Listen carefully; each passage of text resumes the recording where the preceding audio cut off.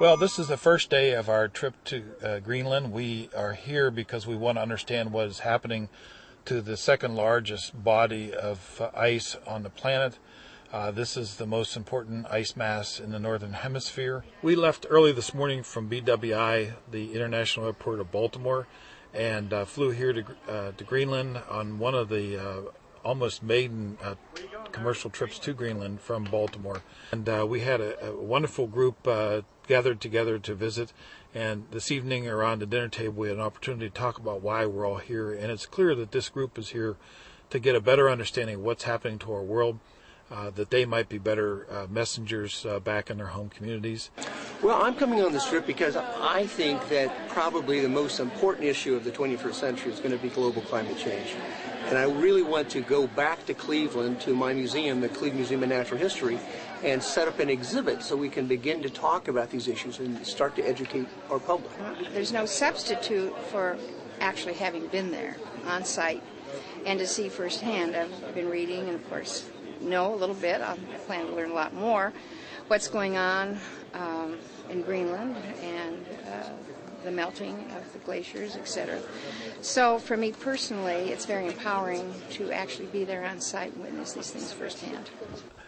We're looking out on a fjord that has is currently producing more ice into the oceans than any other place in the northern hemisphere.